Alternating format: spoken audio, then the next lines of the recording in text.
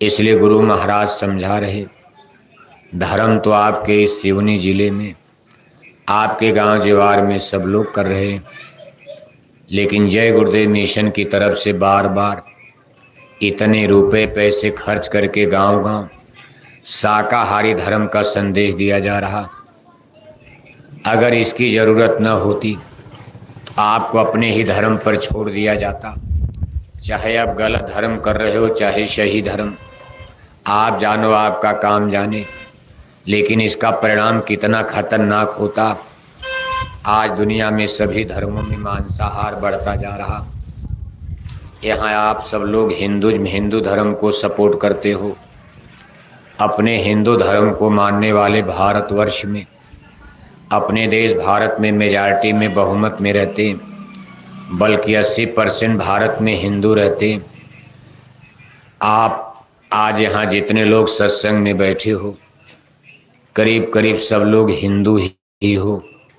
कोई मुसलमान भाई, ईसाई भाई तो बहुत कम नजर। और हिंदू धर्म में भी देखो मांसाहार तेजी से बढ़ रहा। आज भारत में 80% हिंदू मांस खाते हैं। पूजा पाठ धर्म कर्म तो सब करते हैं, मंदिर में घंटी घंटा भी बजा रहे, मछली अंडा भी खा रहे हैं, तिलक चंदन टीका भी लगाते हैं, हरे रामा हरे कृष्णा का कीर्तन भी गाते हैं, रामायण गीता भी पढ़ते हैं, लेकिन अंडे भी खाएंगे, शराब भी पिएंगे। क्या वास्तव में ये धर्म है? इस धर्म से आपकी आत्मा का कल्याण हो जाएगा? धर्म का अंतिम बिंदु है, धर्म का मूल उद्देश्य है। कोठी हवेली जमीन बगीचा बेटा बेटी नौकरी चाकरी ही नहीं, ये सब चीज़ें तो धर्म में होती ही हैं। आपके लौकिक जीवन की इच्छाएं तो अच्छा काम करोगे पूरी होगी। समय से पानी बरसेगा, समय से जाड़ा आएगी, समय से गर्मी पड़ेगा। सही धर्म के रास्ते पर चलोगे तो आपके सिवनी में कभी बाढ़ नहीं आएगी। सही धर्म पर चलने लगोगे, कभी यहाँ सूखा नहीं पड़ेगा। सही धर्म पर आप चलने लगोगे, पर्याप्त पानी आपके सिवनी में, जहाँ भी पाइप लगा दोगे पानी मिल जाएगा। कभी आपके सिवनी में भूकंप नहीं आएगा, कभी कोरोना जैसी फिर बीमारी महामारी नहीं आएगी। लेकिन अगर सही धर्म पर चलोगे तब। लेकिन अगर धर्म के नाम पर कोई अधर्म करने लगे, इसलिए मांसाहार, पशु पक्षियों का वध करना, हिंसा हत्या करना, ये दूर दूर तक कहीं भी धर्म में नहीं आता। अगर आत्मा का कल्याण करना है, आपको केवल खाना जीना सोना ही नहीं है, अगर ये मान कर चलते हो भाई मानव जन्म में असली बिंदु है, सारे धर्मों का मूल उद्देश्य और लक्ष्य एक है अंत में, कि भाई दुनिया भी हमारी ठीक चले। जब तक हम संसार में हैं, हमको गरीबी न सतावे, बीमारी न सतावे, परेशानी न सतावे, हमारा भी गुजर, हमारे बाल बच्चों का गुजर अच्छे ढंग से, इज्जत आबरू मान सम्मान से जीवन बीते, ये भी धर्म का लक्ष्य होता है। इसको लौकिक लक्ष्य कहते हैं। लेकिन धर्म का अंतिम और असली लक्ष्य उद्देश्य क्या है? कि हमारा पारलौकिक जीवन, यानी मौत के बाद जो हमारी यात्रा होगी, उसमें हमारे लिए बंधन न बने, रोड़ा न बने, हमारी आत्मा भटकने न पाए, हम परम पिता परमेश्वर से मिलकर जन्म मरण के बंधनों से मुक्त हो जाएं। और इसके लिए गुरु महाराज समझा रहे हैं, अगर ये लक्ष्य आपने बना लिया कि हमारी आत्मा का कल्याण होना चाहिए, तो आपको प्योर वेजिटेरियन लाइफ सिस्टम, शाकाहारी मार्ग पर चलना पड़ेगा। इसको हमारे वेद में, भागवत में, रामायण में, गीता में अहिंसा का मार्ग कहा गया है। हमारा वैदिक धर्म कहता है सत्य अहिंसा परमो धर्म। वैदिक धर्म ही वो धर्म है जो इस धरती का सबसे प्राचीन, सबसे प्रथम धर्म है। ये भगवान राम के युग में भी चला, त्रेता युग में। यही धर्म भगवान कृष्ण के युग में, द्वापर काल में, और आज भी हमारे भारत के तमाम संत महापुरुष इसी शाश्वत सनातन, इसको सनातन भी कहा जाता, यानी जो सच्चा है, सत्य है, वही सनातन है। इसका फंडामेंटल प्रिंसिपल, मूल सिद्धांत बताया। सत्य, हिंसा, परमो धर्म। सत्य ईश्वर का सांकेतिक नाम बताया गया। उस सत्य रूपी ईश्वर को पाने के लिए हमको अहिंसा के मार्ग पर चलना पड़ेगा, अहिंसा के रास्ते पर आगे बढ़ना पड़ेगा। अहिंसा का मतलब हम कोई ऐसा कर्म न करें जिससे किसी प्राणी जीव को तकलीफ मिले। हम हर काम ऐसा करें जिससे जीवों को सुख मिले। जैसे कोई बकरी जंगल में गई, घास मिल गई, चर लिया, पेट भर गया, लेकिन वहाँ उसको पानी नहीं मिला। प्यासी बकरी घर में गांव में आई, अब उसको पानी चाहिए। जिसने पानी पिला दिया समझो पुण्य कर्म है। प्यासी बकरी को पानी पिलाया, कितना पुण्य और पवित्र कर्म है। लेकिन पानी ना पिलाकर आपने बकरी को मार डाला, टुकड़े टुकड़े बोटी बोटी काट कर भोजन बना के खा गए। अब इसको देखो हिंसा कहा जाएगा, हत्या कहा जाएगा, पाप कर्म। बकरी को पानी पिलाया उसको सुख मिलेगा, प्यासी बकरी को आपने काट डाला उसको दुख मिलेगा, उसको भी दर्द होगा। जैसे आपकी उंगली काटी जाए आपको दर्द होगा। हिंदू की उंगली काटो, मुसलमान की उंगली काटो, अमीर की काट दो, गरीब की काट दो, दर्द तो सबको होगा। ऐसे गाय की टांग काटो, बकरी का पैर काटो, मुर्गी का पैर काटो, सूअर का काटो, दर्द सबको होता, क्योंकि सारी आत्माएं प्रभु से पैदा हुई हैं। ईश्वर अंश जीव अविनाशी, चेतन अमल सहज सुख राशि। सगला सृष्टि मोर उपजाया, सब पर मोर बराबर दाया। सिया राम में सब जग जानी, करो प्रणाम जोर जुग पानी। एक ही परम पिता प्रभु से सारी आत्माओं ने जन्म लिया। मनुष्य शरीर तो बाद में बना, यानी कुल मिलाकर हम सब लोग आत्मा हैं, शरीर नहीं। इसीलिए संत जन कहते हैं, साहब कबीर की वाणी है कि हम न मरे मरी हैं संसारा, हमको मिला जियावड़ हारा। हरि मरी हैं तो हम हूँ मरबे, हरि न मरे हम काहे को मरबे। कभी हम कभी नहीं मरेंगे। देखो रामायण में भी लिखा है, ईश्वर अंश जीव अविनाशी, चेतन अमल सहज सुख राशि। आत्मा अमर बताई गई है। शरीर तो मर जाएगा, मिट जाएगा, कट जाएगा, पिट जाएगा। श्रीमद् भागवत गीता में भी भगवान योगेश्वर श्री कृष्ण जी अर्जुन को समझाते हुए संदेश दे रहे हैं कि ये शरीर तो कपड़े के समान है, बदलता रहता। वासांस जीर्णानि यथा विहाय, ग्रहणाति नराणि नरो अपराणि, तथा विहाय शरीराणि जीर्णा, ग्रहणाति आत्मानि नवानि देहि। जैसे कपड़े उतार कर हम लोग दूसरा कपड़ा पहन लेते हैं, ऐसे ही वक्त और समय आने पर हमारी स्पिरिट यानी आत्मा एक शरीर को छोड़कर दूसरी शरीर को धारण कर लेती। जहाँ तक आत्मा का सवाल है, इसके लिए गीता में लिखा है, भगवान कृष्ण कह रहे हैं कि नैनम छिंदन्ति शस्त्राणि, नैनम दहति पावक, न चैलम क्लेदियंताप, न शोषत मारता। आत्मा को न कोई हथियार काट सकता, न कोई आग जला सकती, न इसको पानी गला सकता, न इसको हवा सोख सकती। यानी कुल मिलाकर कहने का मतलब ये, आत्मा कभी नष्ट होती नहीं। मौत जिसको हम आप कहते भाई मर गए, जैसे आप कहते भाई आज गांव में ये मर गए, इंजीनियर साहब मर गए, मरना सबको है, लेकिन ये मरना क्या है? का शरीर का मरना होता। शरीर का मरना क्या है? जैसे आपके घर में मशीनें तमाम किस्म की रहती और बिजली भी होती। मान लो घर में तमाम मशीनें हैं, आटा चक्की है, कूलर है, फ्रिज है, फैन है, पंखा है। बिजली आ रही है, मशीनें काम कर रही, आपका पंखा चल रहा है, आपका कूलर चल रहा, आपकी आटा चक्की मशीन चल रही। जो ही बिजली कटेगी, बिजली घर में आना बंद हो गई, अब आपकी सारी मशीन बंद हो जाएगी। ऐसे ही हमारी ये शरीर एक इंस्ट्रूमेंट्स, औजार, मशीन, सिस्टम है। ये कब तक चलता रहेगा? इसके औजार जो इसमें है, आँख कब तक देखेगी, कान कब तक सुनेगा, हमारी ये जबान कब तक बोलती रहेगी, हाथ पैर की क्रिया कब तक चलेगी, ब्रेन माइंड दिमाग कब तक काम करेगा?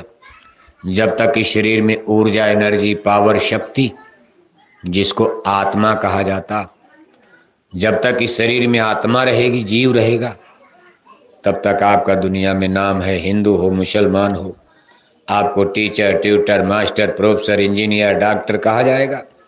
लेकिन जिस दिन आत्मा इसमें से निकल जाएगी, तब इस शरीर को आप क्या कहोगे? डेड। डेड माने मुर्दा। आप कहोगे भाई दादा तो मुर्दा हो गए। डॉक्टर भी कहेंगे भाई अब अस्पताल से घर ले जाओ, दादा का कफन दफन करो, जलाओ, फूंको इनको। अब दादा जिंदा होने वाले नहीं। एक बार आत्मा चली गई, बिजली तो कटती है फिर आती है, बिजली गई फिर आएगी, फिर जाएगी फिर आएगी। लेकिन आत्मा अगर एक बार चली गई तो दोबारा इस शरीर में लौट करके नहीं आती है। फिर लोग निराश हो जाते हैं। घर वाले दवा कराया, डॉक्टर को दिखाया, चेक करवाते, भाई डॉक्टर साहब देखो कहीं आत्मा है तो नहीं, हो सकता कि दादा को हम जिंदा न जला दें। तो डॉक्टर जब कह देता कि नहीं नहीं अब इसमें आत्मा नहीं है, प्राण जीवात्मा निकल गए, तब लोग दादा को ले जाकर जलाते हैं। हिंदू लोग जलाते हैं, मुसलमान दफनाते हैं, जो भी करते हैं। इन्हें कुल मिलाकर के मिट्टी मिट्टी में मिल जाता। सूरज की तरह से चमकता चेहरा, सोने की तरह से चमकती काया शरीर, एक दिन जलकर मुट्ठी भर राख हो जाती, मिट्टी मिट्टी में मिल जाता। इसी तरह से संसार, कितने युग बीत गए, मानव जाति की अनगिनत पीढ़ियों ने जन्म लिया और अनगिनत पीढ़ियां इसी तरह मौत की भट्ठी में भस्म हो गई। 10, 20, 50, 100 साल के अंदर हमारी ये भी पीढ़ी खत्म हो जाएगी। फिर यहाँ कोई जन्म लेगा, सिवनी रहेगा। ये जंगल, पर्वत, पहाड़, खेती बाड़ी, जमीन, जगी बगीचा, घर मकान सब बनते रहेंगे, लेकिन हम आप 100 बरस के बाद नहीं रहेंगे। इसमें जितने लोग खड़े बैठे हो, इस समय 100 बरस से ज़्यादा उम्र तो मानी ही नहीं जाती। अगर छोटे छोटे बच्चे भी हैं तो 100 बरस जिंदा नहीं रहेगा, लेकिन घर मकान तो रहेगा। इस घर मकान में तब कौन रहेगा? तब आपकी नई पीढ़ी, बेटा बेटी रहेंगे। वो कहेंगे भाई दादा का नाम काटो, वो तहसील में जाएंगे, तालुका में जाएंगे, लेखपाल, कानून गो, तहसीलदार से कहेंगे कि खसरा कतौनी में कागज में हमारे दादा का नाम काट करके ये ज़मीन हमारे नाम कर दो, ये पहाड़ हमारे नाम कर दो, खेती हमारे नाम कर दो, घर मकान हमारे नाम कर दो, क्योंकि दादा मर गए। इसी तरह संसार चल रहा है, आगे भी चलता रहेगा, इसको कोई मेट नहीं सकता। हम आप कितनों इंजीनियर, डॉक्टर बन जाए, आदमी का बनाया जहाज देखो चंदा मामा तक जा रहा, चंदा मामा तक चले गए, लेकिन जन्म मरण का कोई सलूशन, जन्म मरण का कोई परिवर्तन आज तक अमेरिका, लंदन के लोग भी नहीं कर पाए। अभी कोरोना महामारी आई थी, अमेरिका दुनिया की सुपर पावर माना जाता, सबसे बड़े इंजीनियर, डॉक्टर अमेरिका में माने जाते हैं, लेकिन कोरोना महामारी में आपने देखा सबसे ज़्यादा लोग अमेरिका में ही मर गए। भारत में तो गनीमत रहा, उसके बड़े बड़े वैज्ञानिक, बड़े बड़े इंजीनियर, डॉक्टर मौत को प्राप्त हो गए। वो भी कोई दवा, वैक्सीन, टिकिया, टैबलेट नहीं बना पाए, तब तक कितने मर गए। और अभी तक वास्तव में कोरोना ऐसी बीमारी का कोई सही सटीक टिकिया, टैबलेट नहीं बन पाया। ये तो भगवान की दया समझो, कोरोना बीमारी वापस चली गई। अगर आज तक ये कोरोना महामारी रहती तो संसार की आधी से ज़्यादा आबादी खत्म हो गई होती, आधा से भी कम लोग बचते। 1-2 बार इसी तरह महामारी आ जाए तो संसार ही खंडहर हो जाएगा। कहने का कुल मतलब ये है कि मैन इज मार्टल, इसका नाम मृत्यु लोक है। आपको एक न एक दिन यहाँ से डेरा कूच करना, मौत के बाद आप किधर जाओगे, कौन आप कहाँ ले जाया जाएगा? तो देखो संत वाणी कह रही है कि आकर 4,84,000 इयो ने भ्रमत ये जीव अविनाशी। मौत के बाद अगर आत्मा अमर है, अगर आप स्पिरिट आत्मा हो, तो सत्य है कि शरीर तो पिजड़ा है, जैसे पिंजड़े से पक्षी उड़ गया, पिंजड़ा टूट गया, फूट गया, किसी पेड़ पर चिड़िया पक्षी बैठा, पेड़ टूट करके गिरता है, चिड़िया उड़कर दूसरे पेड़ पर बैठ जाती। शरीर आपका नष्ट हो गया, जला दिया गया। अब इसमें से आत्मा निकलकर दो परिस्थितियां बनती हैं। एक तो परमात्मा से मिल लिया जाए, क्योंकि आत्मा को परमात्मा की रेज यानी किरण, जैसे सूरज की किरणें होती, रोज सुबह आप देखते हो अनगिनत किरणें निकलकर हमारी धरती को ऊर्जा देती हैं, चार्ज करती। फिर शाम को सारी किरणियाँ सूरज में वापस चली जाती। फिर अगले दिन अनगिनत किरणियाँ निकलकर धरती को रोशनी प्रकाश देती। फिर शाम को सूरज में वापस चली जाती। सूरज तो एक ही है, लेकिन किरणियाँ अनगिनत निकलती। ऐसे ईश्वर कहो, ब्रह्म कहो, खुदा कहो, गाड कहो, भगवान कहो, ये उस पुरुष का नाम है, शक्ति का नाम है, जिसने सूरज चांद बनाया, जिसने सूरज बनाए, चंदा बनाए, तारे बनाए, धरती बनाई, इतने बड़े बड़े पर्वत पहाड़ बना दिए, इतना बड़ा समुंदर दरिया बना दिया। हमको आपको जिन्होंने माँ के गर्भ में बना दिया, आँख बना दिया, कान बना दिया, आँख की जगह कान बन जाता, कान की जगह आँख बन जाता, रीढ़ वाली हड्डी पेट में लग जाती, पेट वाली हड्डी कमर में लग जाती, हाथ वाली हड्डी पैर में लग जाती, पैर वाली हड्डी हाथ में लग जाती, तो फिर यह हमारा आपका जीवन नष्ट हो जाता। कितनी सावधानी से बनाया होगा। माँ के गर्भ के अंदर झीनी झीनी बीनी चदरिया, उसी सुपर पावर को उस परम पिता परमात्मा ईश्वर भगवान कहा जाता। भले आप उसको न देखो, लेकिन जाने अनजाने लोग उनको धन्यवाद देते। हिंदू, मुसलमान, अमीर, गरीब, अब देखने के लिए तो लोगों ने देखा, ऐसा नहीं देखा नहीं जा सकता। जब हमारा आपका उन्हीं से जन्म हुआ, सारी आत्माएं उन्हीं से प्रकट हुई हैं। कहा ईश्वर अंश जीव अविनाशी, वही सबके जन्मदाता हैं। शरीर नहीं, शरीर रूप में तो माता पिता ने यहाँ पैदा किया, लेकिन आत्मा रूप में हम सब लोग एक ही पिता की संतान हैं। एक ही प्रभु की कोख से सारी आत्माओं ने जन्म लिया। अगर मान लो फिर हम आप वहीं वापस पहुंच जाएं, अपने सच्चे स्वामी, सच्चे करतार, सच्चे माता पिता कहो या जो भी कहो, अगर उनके पास आप वापस लौट कर चलो, तो ये जन्म मरण कष्ट क्लेश आपका खत्म हो जाएगा। इसको मुक्ति अवस्था कहा जाता। मुक्ति का मतलब जैसे जेल से कोई छूट गया, अब जब तक बेचारा जेल में है, रोटी वहाँ भी मिलती, लेकिन आज उसका मन कहा जेल में बंद है। आज उसकी इच्छा भाई आज हम मिलता तो आज रसगुल्ला खाते, लेकिन जेल में उसकी इच्छा पूरी नहीं होगी। जेल में जेल का भोजन, जो भी सड़ा गला भोजन जेल में मिलेगा, वही देखो जेल में बंद कैदी को खाना पड़ता। लेकिन मान लो आज वो जेल से निकल गया, मुक्त हो गया, उसकी आज़ादी वापस हो गई, अब जो चाहेगा खाएगी। इच्छा हो गई रसगुल्ला खाने की, खरीद कर खाएगा। उसकी इच्छा हो गई आज हम वहाँ जाएंगे, वहाँ घूमेंगे। लेकिन जेल में तो थोड़ी ही दूर में एक कोठरी में 150 मीटर में उसका कई बरस बीत जाता। इसी तरह से इसको आज़ादी कहा जाता। हम आप यहाँ सब कुछ इस मनुष्य शरीर में, बंदी खाने में, जेल खाने में है। गोया हमको आपको रोटी, कपड़ा, मकान, चलो सब चीज़, लेकिन यहाँ आज़ादी उतनी नहीं है। आप चाहो कि नहीं हमको सुख दुख न मिले, लेकिन तब भी दुख मिलेगा। आप कहोगे भाई हमारी गरीबी न आवे, लेकिन फिर भी गरीबी आती। यानी इस संसार में सब कुछ हमारी इच्छा अनुसार नहीं हो सकता, लेकिन उस स्थान पर आप जो चाहोगे सब आपको प्राप्त हो जाता, सब आपको मिल जाएगा। वहाँ आप बंदी खाने, जेल खाने से सदैव सदैव के लिए मुक्त हो जाते हो।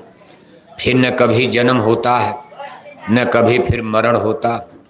ये तो आपकी सबसे श्रेष्ठ अवस्था है कि भाई मानव जन्म पाकर हम इस अवस्था को प्राप्त कर लें कि परमपिता परमेश्वर से मिलकर जन्म मरण के बंधन से मुक्त हो जाए।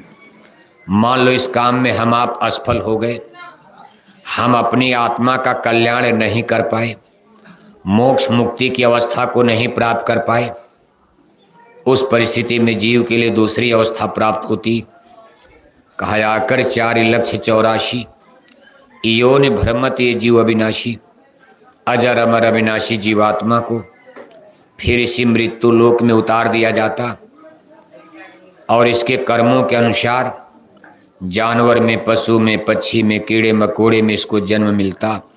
आदमी की शरीर से निकालकर गाय में, बैल में, कुत्ता बिल्ला में डाल दिया। इसको कहते हैं 4 खान 84 का लंबा चौड़ा बंदी खाना, जेल खाना। अब ये होता क्यों है? कभी ये कर्मों के अनुसार होता, ये नहीं कि कोई जानबूझकर डाल देता। हम आप यहाँ जो कर्म करेंगे इसी अनुसार हमारी अगली यात्रा सुख दुख। जैसे कोई मानव जन्म पाकर मान लो सारी उम्र पाप कर्म ही करता रह गया तो उसको नरकों में, जेल में ही तो जाना पड़ेगा। गाय बैल कुत्ता बिल्ला में कटना मरना, कटते पिटते जन्मते मरते कितने युग जन्म बीत जाते हैं। ये जीव देखो इसी में टक्करे मारता फिरता। एक बड़ा सुंदर दृष्टांत आता। साहब कबीर का जमाना था। एक बार वो काशी नगरी में गंगा नदी पार करके एक चौधरी लोगों का गांव था, अच्छी खेती बाड़ी वाले धनी मानी लोग उस गांव में जाते हैं। गंगा के किनारे बसा हुआ था गांव। एक चौधरी साहब बहुत बड़ी पगड़ी बांधी हुई, उनका चौथापन यानी बुढ़ापा आ चुका था। अपनी कोठी हवेली के सामने पलंग चारपाई पर आराम से। अब बुढ़ापे में आदमी कोई काम तो कर नहीं पाता, नहाए खाए और घर के सामने सोते रहते। घर वाले भी कहते दादा आप दरवाजे पर हो, कोई आएगा जाएगा, उसका स्वागत सत्कार करते रहना। चौधरी साहब वहाँ पहुँचते हैं तो लगे साहब कबीर चौधरी साहब को सत्संग सुनाने। कहा देख भाई चौधरी, तूने अपनी ज़िंदगी में सब काम किया, घर मकान कोठी हवेली ज़मीन बगीचा सब बनाया, बेटा बेटी नाती पोता सब पैदा हुए। अब तो तेरा बुढ़ापा आ गया, इसके बाद तो मौत आएगी, लेकिन तेरे जीवन का असली काम अधूरा रह गया। अपनी आत्मा के कल्याण के लिए तो कुछ नहीं कर पाया। आत्मा के कल्याण के लिए 2 विषय मुख्य है, इसको अभी हम आगे आपको बताएंगे। जो असली चीज़ है इसमें तो एक मास्टर की, गुरु की ज़रूरत, दूसरे उनसे रास्ता लेकर के स्पिरिचुअल एक्सपेरिमेंट, सच्चा भगवान का भजन, साधना उपासना पूजा पाठ भजन भक्ति। कभी इसके लिए तो तूने कुछ किया ही नहीं। ले हम आपको चलते चलाते बुढ़ापे में भी ये नामदान गुरुदीक्षा गुरु मंत्र दे देते। जो भी तेरी जिंदगी शेष बची है, थोड़ा सुबह थोड़ा शाम करते रहोगे, तुम्हारा जैसे बूंद बूंद से घड़ा भरता, इसी तरह आत्मधन की, नाम धन की अमोलक दौलत इकट्ठा हो जाएगी। यही वो दौलत है जो मौत के बाद आपके साथ जाएगी। संसार का कौड़ी पाई, कहा सुई का नोक इस संसार से मौत के बाद नहीं जाता। कहा यही भजन की दौलत है जो मौत के बाद आपके साथ जाएगी, नरकों से बचाएगी, जन्म मरण से छुटकारा दिलाएगी। अब संतों की वाणी, उनका सत्संग इतनी जल्दी तो समझ में आता नहीं। देखो हिंदी अंग्रेजी बच्चों को जल्दी समझ में नहीं आती। बच्चे स्कूल जाते रहते, माँ बाप सोचते जल्दी जल्दी पढ़ लो, पता चला फेल ही होते चले जाते। पैसा भी गया, समय भी गया, और तमाम बच्चे कक्षा 10 नहीं पास कर पाते। ये तो संसार की भौतिक इंटेलेक्चुअल, भौतिक ज्ञान विद्या की स्थिति। ये तो अध्यात्मवाद है। हरि अनंत हरि कथा अनंता, गाँवें सुने भांति बहुशंता। बहुत काल जब कर सत्संगा, तब हुई हैं सब संशय भंगा।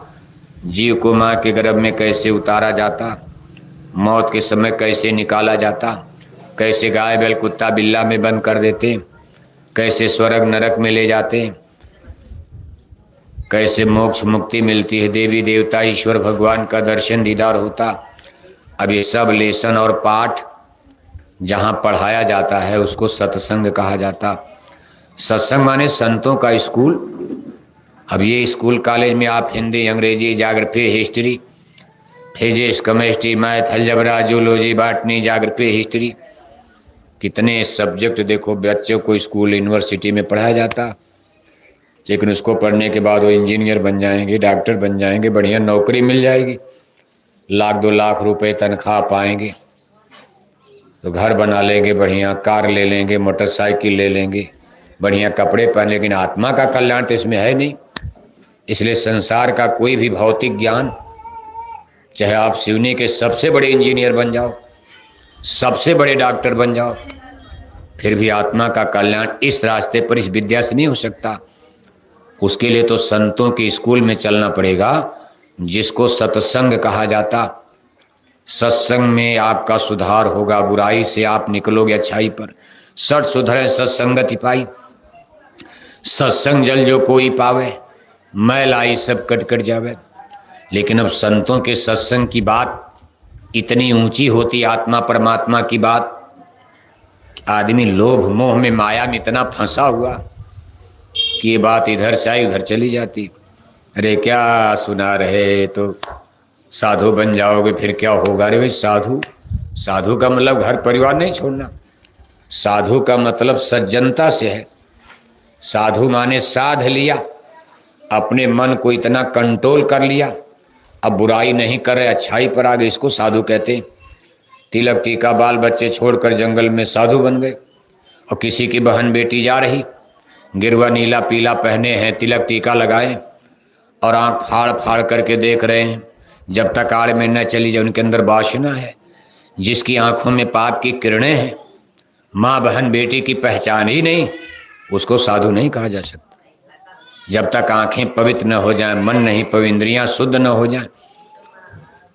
तो आदमी तो देखो आज इस चीज को कोई समझता नहीं, लेकिन सत्संग में धीरे धीरे धीरे धीरे लोगों को साधु, इन्हें अच्छाई के मार्ग पर संत महापुरुष बुराई से निकाल करके, पाप कर्म से निकाल कर सुधार में लाते। और इसके बाद सुधार के बाद ही तब उद्धार की क्रिया। इन्हें कोई साधना उपासना आप कर सकते हो। निर्मल मंजन सो मही पावा, मोहि कपट छल छिदन भावा। जब तक मन बुद्धि चित्त निर्मल न हो जाए, पवित्र पवित्र कर्म न करो, तब तक कभी कोई भगवान का भजन कर ही नहीं सकता। तो देखो साहब कबीर समझाते जा रहे, लेकिन चौधरी साहब माया में इतने लिप्त थे, इतना उनको मोह माया, बेटा बेटी नाती पोता घर मकान। अब माया बुढ़ापे तक नहीं जाती है, आदमी मरने जाता तभी नाती पोता घर परिवार कोई चाहता छूटे। अब वो समझा रहे, लेकिन चौधरी की बात समझ में नहीं आई।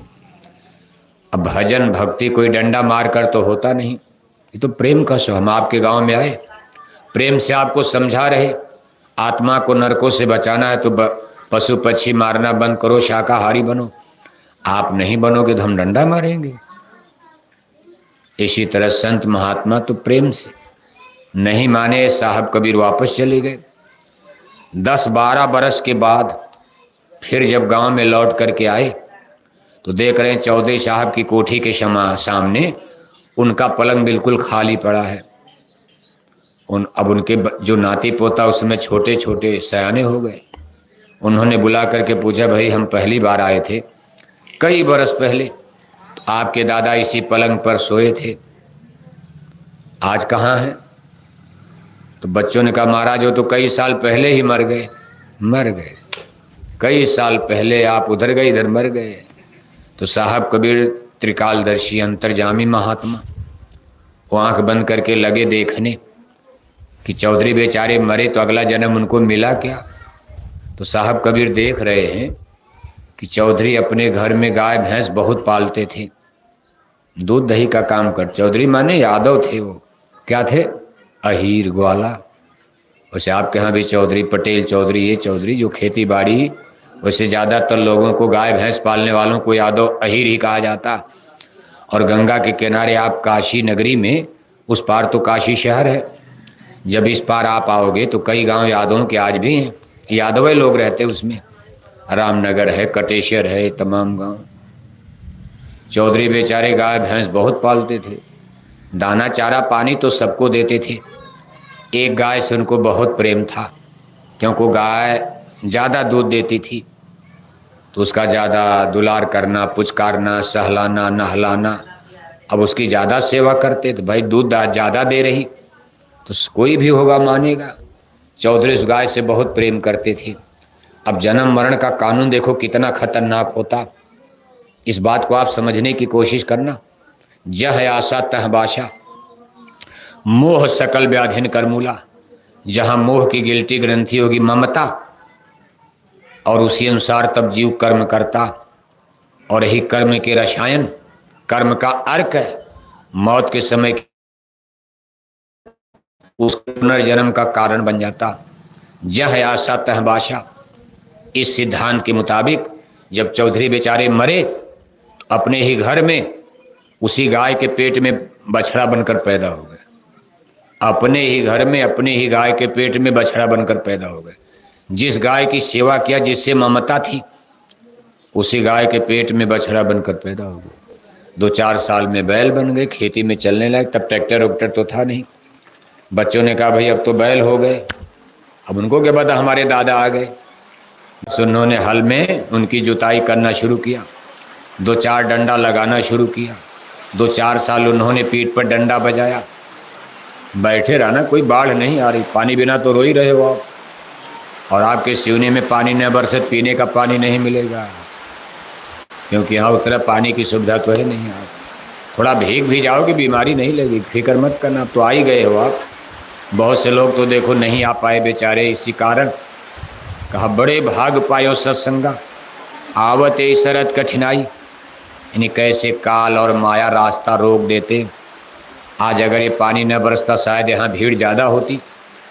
हमारे माननीय मास्टर साहब ने इंतजाम तो बहुत किया, भंडारा भी काफ़ी लोगों का, लेकिन अब बरसात भी ज़रूरी है। चलो सत्संग भी हो जाएगा, पानी भी आपको मिल रहा, क्या फ़र्क पड़ता।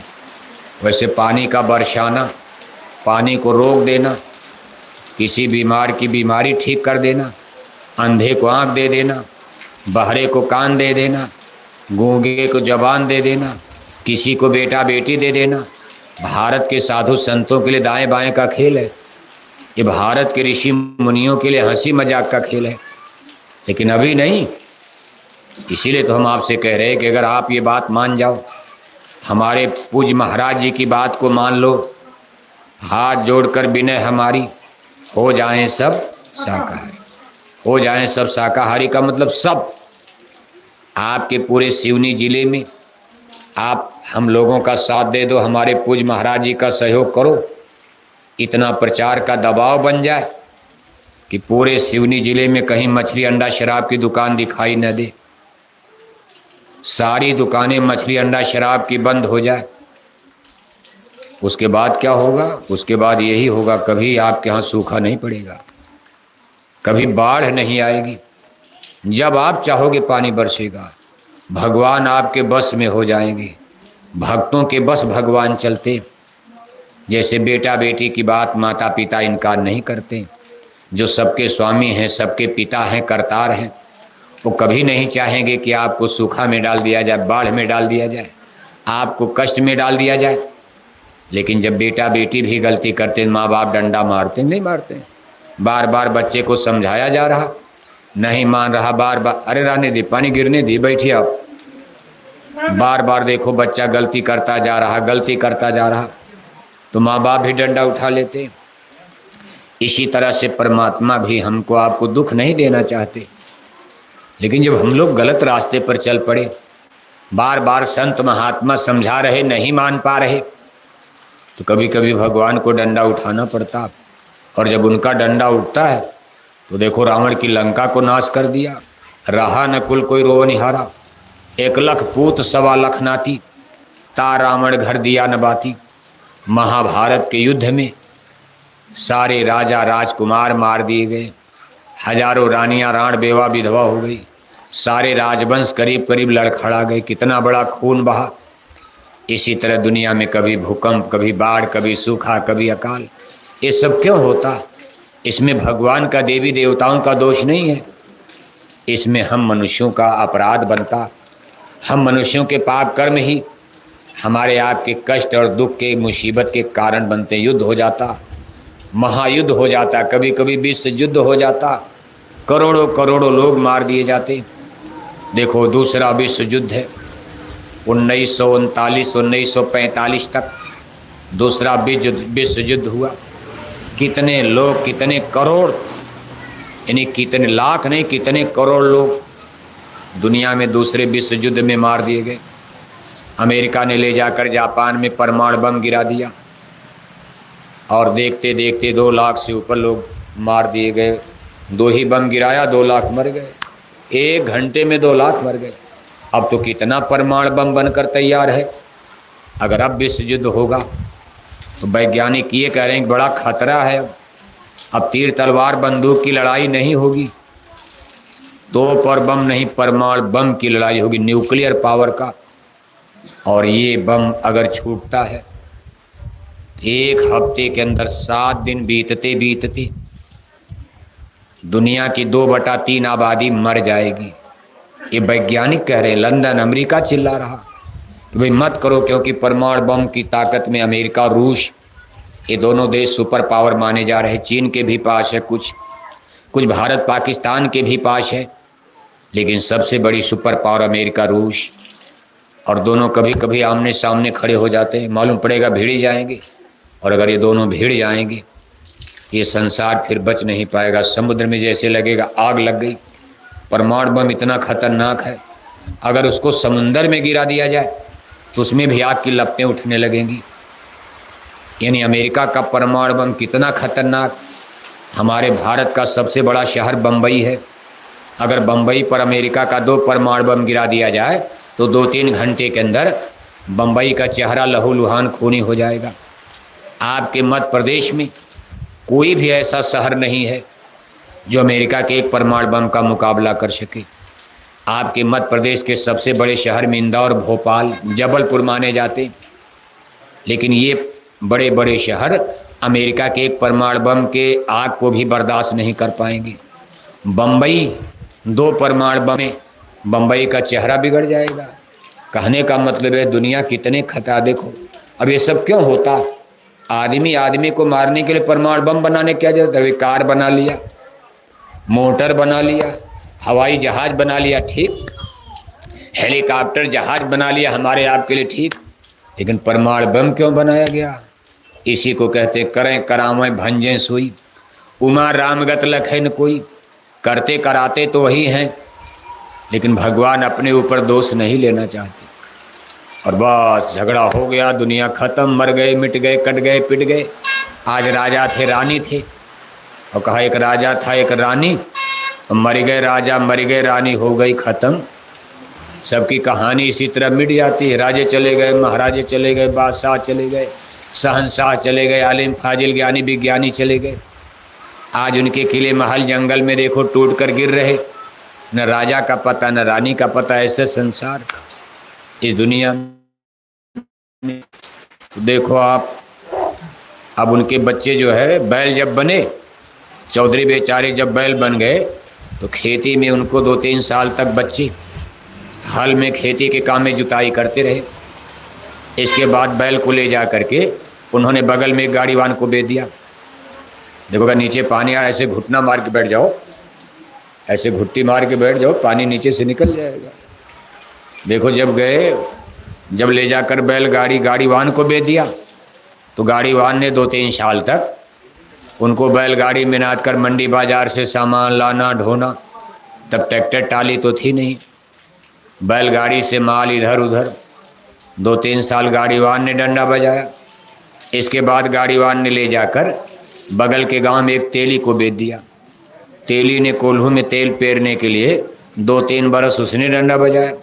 जब बैल बिल्कुल बुढ़ा हो गया तो तेली ने ले जाकर काशी बनारस में एक कसाई के हाथ बेच दिया। उस समय भारत में मुसलमान आ चुके थे, यानी गाय बैल मुसलमानों के राज में मारना शुरू हो गया था। काशी में भी मुसलमान कसाई बहुत रहते थे। इस बैल को उन्होंने बोटी बोटी काट डाला, मांस को वहाँ बेच दिया और उसकी चमड़ी को उधेड़ कर ले जा करके ढोल नगारा बजाने वालों को दे दिया। उन्होंने कमाई करके ढोल नगारे पर कस दिया। अब चौधरी बेचारे के चमड़े की बन गई ढोल और धम धम देखो बजना शुरू हो गई। कुछ दिन के बाद चौधरी के घर में पड़ी शादी। घर वालों ने सोचा कोई नाच गाने वाली कंपनी आवे तो घर में शादी के दिन नाच गाना हो जाए। अब देखो विधि का विधान, संजोग उसी कंपनी के पास पहुंच गए जहां दादा के चमड़े की ढोल बनी हुई थी। उनको कुछ पैसा दिया, नाम पता नोट कराया कि भाई हमारे घर में आपको नाच गाना करना है। समय से नाचने गाने वाले पहुंच गए। रात में सब लोगों ने खाना खाया। इसके बाद दादा के चमड़े की ढोल घर में ही बजनी शुरू हो गई, नाच गाना शुरू हो गया। उसी समय साहब कबीर अपने परम शिष्य धर्मदास के साथ गांव के सिवान से जंगल से ऐसे गुजर रहे थे रात के अंधेरे में। जब उन्होंने चौधरी के घर में ढोल की आवाज़ सुनी तो जंगल में खड़े होकर के एक श्लोक पढ़ने लगे। बैल बने हल में जुते, फिर गाड़ी में दिन, तेली के कोल्हू चले, बेच कसाई दिन, मांस कटी बोटी बिकी, चमड़न मढ़ी नगार, कछु करम बाकी अभी, ऊपर पड़ती मार। ऊपर पड़ती मार मारे धम धम ढोल पर। धर्मदास ने कहा, गुरु महाराज ये श्लोक आप किसको सुना रहे हैं? यहाँ तो कोई है भी नहीं, केवल मैं हूँ, और अगर आपने सुनाया तो इसका मतलब तो समझाइए। तब साहब कबीर ने चौधरी साहब के पूर्व जन्म की पूरी कहानी सुना दिया कि मैंने इसको बहुत सत्संग सुनाया, लेकिन इतना मोह में माया में फंसा हुआ कि मेरे सत्संग पर ध्यान नहीं दिया और आज इसकी ये दुर्गति हो गई। तो धर्मदास ने कहा, गुरु महाराज अब तो बैल भी मर गया, अब चौधरी को अगला जन्म क्या मिला? तो साहब कबीर ने कहा, देखो चौधरी को अगला जन्म कुत्ते का मिल गया। कुत्ता आदमी से बैल बने, अब धीरे धीरे नीचे गिर रहे। आदमी से बैल बने और बैल के बाद उनको कुत्ते का जन्म मिल गया। कहा आज कुत्ता बनकर अपने ही घर में, आज उनके घर में शादी है, सब लोग खाना खा करके जूठी पत्तल घर के पीछे फेंक दिए। चौधरी बेचारे अपने ही घर में आज जूठी पत्तल को चाट रहे हैं और गांव के कुत्ते उनको काट रहे हैं। अब कुत्तों का स्वभाव है झगड़ा करना। जूठी पत्तल में जूठा खाना खा रहे और सब कुत्ते उनको भों भों भों भों काट रहे, झगड़ा हो रहा। कहने का मतलब ये जीव की दुर्दशा होती। इसी को कहते हैं आकर 4,84,000 योनि भरमत, ये जीव अविनाशी। ये जीव कहाँ जाएगा? कहा बड़े घरन कई बूचिया, सत्संग सुनन ना जाए, और ते ही कारण कुतिया बनी और घर घर डंडा खाएं। आज तो सुंदर शरीर मिला, घर मिला, मकान मिला, भगवान के भजन से चूक गए, अगले जन्म में कुतिया बना दिया। अपनी ही कोठी हवेली में गए, पलंग पर बैठ गए। तब तक नाती पोता ने मारा 2 डंडा, हमारे पलंग पर कुतिया कैसे बैठ गई? हमारे ड्राइंग रूम में, हमारी कोठी में, घर में कुत्ता कैसे आ गया? अब घर वालों को क्या पता कि दादा कुत्ता कुतिया बनकर दादा दादी आ गए। वो तो कहेंगे नहीं स्वर्ग चले गए, स्वर्गवास हो गया। सब लोग यही कहते हैं, सब यही कहते हैं स्वर्गवास हो गया, मरने के बाद क्या हो गया? स्वर्गवास। अब सब लोग स्वर्ग चले गए तो शिवनी में कोई नरक गया होगा? कोई कहा कि मेरे दादाजी का नरकवास हो? सब एक गाना गाते हो। लेकिन ये संत कह रहे कि स्वर्ग जाना इतना आसान नहीं है, मुक्ति का पद पाना। अभी देखो ये इन जीवों का हाल है जो मानव जन्म पाकर केवल इस संसार के भोग में, रोग में, संसार के क्षणिक सुखों में, संसार की तुच्छ वासनाओं में खाते पीते सोते अपने जीवन जन्म को गंवा देते हैं। उन जीवों की तेज दुर्दशा होती। दूसरे तरह के जीव हैं, उनकी स्थिति क्या बनती? कहते भाई जो मुक्ति पद पाते, कुछ जीव इसी मनुष्य शरीर में मुक्ति पद यानी परमात्मा को पा जाते। स्वर्ग वैकुंठ, देवी देवता, ईश्वर भगवान, सारे मंडल मुकाम मंजिल को हासिल करते भी वो सतनाम रूपी सिंधु सागर में लय होकर सागर स्वरूप बनकर जन्म मरण से मुक्त हो जाते। इसके लिए उपाय क्या है? इसको संत बताए, यही जीवन का लक्ष्य है। इसके लिए देखो सभी धर्म ग्रंथ कह रहे कि पहली चीज तो यह है कि आप किसी गुरु की खोज करो, क्योंकि कोई भी ज्ञान बिना मास्टर के नहीं मिलेगा। मान लो आपने सोच लिया हमको अंग्रेजी पढ़नी है, अब आप अंग्रेजी का मास्टर खोजो। अंग्रेजी का मास्टर मिले तभी तो अंग्रेजी बताएगा। इसी तरह आपको आत्मा का कल्याण करना है, जीवात्मा को नरकों से बचाना है। ऐसे गुरु की, मास्टर की खोज करो जो इस विषय को जानते हों, जो इसके मास्टर हों। इनको सतगुरु कहा जाता, the great master of the spiritualism. संत, महात्मा, पीर, पैगंबर, औलिया, फकीर, मुर्शिद, कामिल, कामिल मुर्शिद, पीर आजम, आला मुर्शिद, अनेक नामों से सभी धर्म ग्रंथ इनकी महिमा गाते। रामायण में लिखा है, पुण्य पुंज बिन मिले न शंता, सत्संगत संसित करयंता। का भाई संतों का मिलन बड़े भाग से होता। संत मिल गए, सतगुरु मिल गए तो समझ लो अब आप भगवान के नज़दीक पहुंचने वाले हो, क्योंकि वो भगवान का भेद वही जानते हैं। भेद ही मिल गए, एक न एक दिन आप भी पहुंच जाओगे, कोई जानकार मिल गया। इसलिए कहते भाई सदगुरु मिलिया सब बनियाई, आप ही आप मिले प्रभु आई। का सदगुरु मिल गए तो समझो आधा से ज़्यादा काम आप सब समझा देंगे, बता देंगे, पढ़ा देंगे, सारा ज्ञान विद्या बोध आपको दे देंगे। इसलिए सभी धर्म कहते हैं अगर आपको मोक्ष मुक्ति की इच्छा है कि हमारा मानव जीवन सफल हो तो किसी सदगुरु की खोज करो।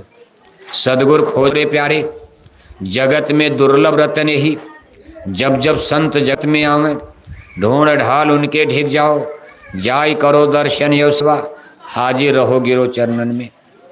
रामायण में भी लिखा है, गुरबिन भवनी तरह न कोई, जो बिरंच संकर्षम हुई। उसी रामायण में लिखा है, कर्णधार सदगुण दिहनावा, दुर्लभ सा सुलभ परिपावा। उसी रामायण में लिखा है, बंदों गुरुपद पदुम परागा, सुर सुभाष शरस अनुरागा, अमी मूरी में चूरन चारू, समन सकल भौरुज परिवारु, सुकृत शंभुतन विमल विभूति, मंजुल मंगल मोद प्रसूति, गुरुपद रजमिर मंजुल यंजन, नयन अमी दिग दोष विभंजन, सिरगुर पदनख मणिगन ज्योति, सुमिरत दिव्य दृष्टि होती, उघरय विमल विलोचन हिय के, मिटय दोष दुख भव रजनी के, सूझय रामचरित मन मानिक, गुप्त प्रगट जा जो जय खानिक, बंदों गुरुपद कंजय, कृपा सिंधु नर रूप हरि, महामोह तम पुंजय, जा सुबचन रवि कर निकर। अब इतना सब कुछ तो रामायण में लिखा, जिस रामायण को आप पढ़ते हो। गुरु के बारे में इतना सब कुछ लिखा भाई, का बिना गुरु के कभी किसी को मोक्ष और मुक्ति ये ज्ञान प्राप्त नहीं हो सकता। सीधी बात आप समझो कि बिना मास्टर के अगर आप स्कूल में गए, वहाँ मास्टर नहीं है, तो स्कूल की दीवार तो पढ़ाएगी नहीं। अंग्रेजी की किताब दे दिया जाए, मास्टर न मिले, किताब ही पलटते रहो, नहीं पढ़ पाओगे। इसी तरह से कहते भाई गुरु की महिमा है, बिना सदगुरु के, बिना संत के कभी भी आपकी जीवात्मा का उद्धार नहीं हो सकता। इसलिए प्रथम दृष्टया महापुरुष कहते भाई अगर आप ऐसे खोजी बने, आत्मे के कल्याण की इच्छा जाग गई, तो आप किसी पहले गुरु की खोज करो। इसके बाद उनसे रास्ता लेकर के आपको नाम कमाई, शब्द कमाई करना पड़ेगा इन्हीं भजन के मार्ग पर। अब ये शब्द कभी नाम ही नाम रचा शब हुई, थोड़ा इसके बारे में भी आप समझने की कोशिश करो। इन्हीं कहते भाई गुरु आपको, संत महापुरुष आपको कहा नाम है केवल संत अधीना, संत बिना कोई नाम न चिन्हा। आपको नाम का भेद बताएंगे। नाम को ऐसे रामायण में नाम कहा है, कहलक करो मैं नाम बढ़ाई, राम न सकई नाम गुन गाई। बाकी और धर्म ग्रंथों में, हमारे वेदों में, इसको हिंदू ग्रंथों में वेद बाणी, ब्रह्म बाणी, अनहद बाणी, अनहद नाद, संतों ने इसको शब्द कहा है, साउंड। वेद बाणी, ब्रह्म बाणी का मतलब आसमान से कोई आवाज आ रही, ये आवाज जीवात्मा को पकड़ने में, ऊपर ले जाने में ऐसे काम करती है जैसे कोई आदमी कुएं में गिरा पड़ा है।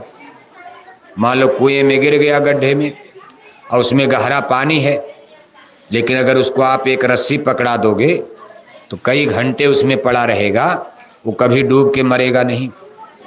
और ऊपर मान लो रस्सी आप पकड़े हो, उसको ऐसे कुएं में आपने लटका दिया, अब वो रस्सी पकड़ करके वो जिसमें जिंदा है, थोड़ी देर के बाद आप उसको आसानी से कुएं से निकाल कर बाहर कर लोगे, वो मरने से, डूबने से बच जाएगा।